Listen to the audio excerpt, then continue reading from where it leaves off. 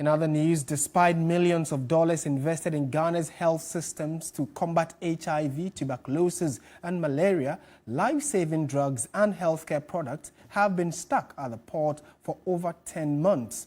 For those who depend on these medications, the continued delays in clearing these medications put their lives at risk.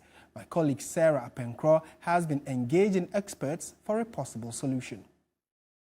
Commitment to citizens' well-being.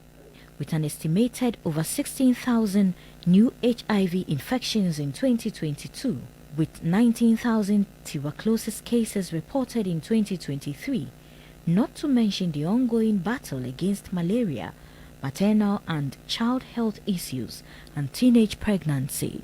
These containers have insecticide nets in there, have RDT, so that the test kits for malaria.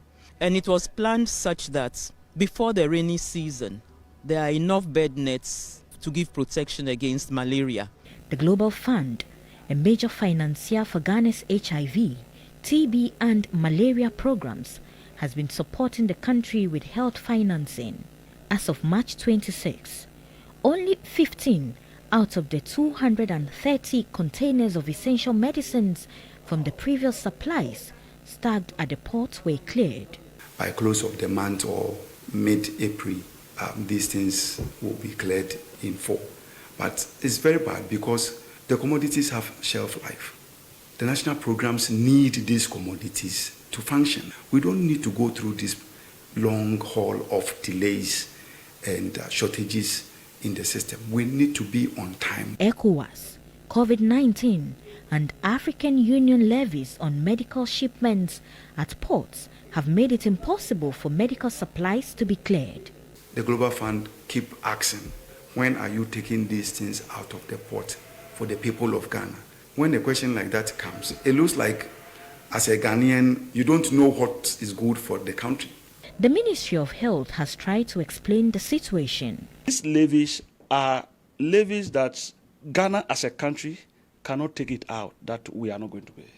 So what we do is to write to Ministry of Finance for support. Since August last year till date, both Ministry of Finance and the Ministry of Health have been so collaborative to ensure that after this clearance, we may not come back to this same issue again. But civil society and non-governmental organizations in health are not satisfied.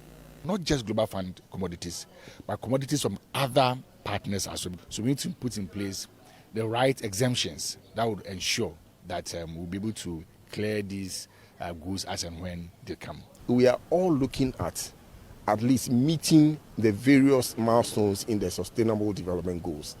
And if just free commodities cannot be cleared from the ports, then we have a very long way to go. The bottlenecks behind these delays paint a grim picture of a partnership in peril. There are calls for the government to consider a blanket waiver of these taxes. Kwabna Minta Akando is a ranking member on the Health Committee of Parliament. If there's a need for you to come to Parliament, you run to Parliament. And we are all reasonable as members of Parliament. We know what is good for us.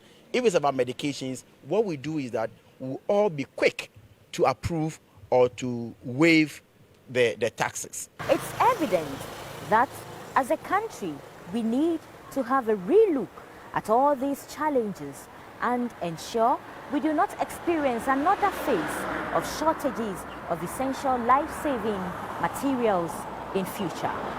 Sarah Apenko, TV3 News, Accra.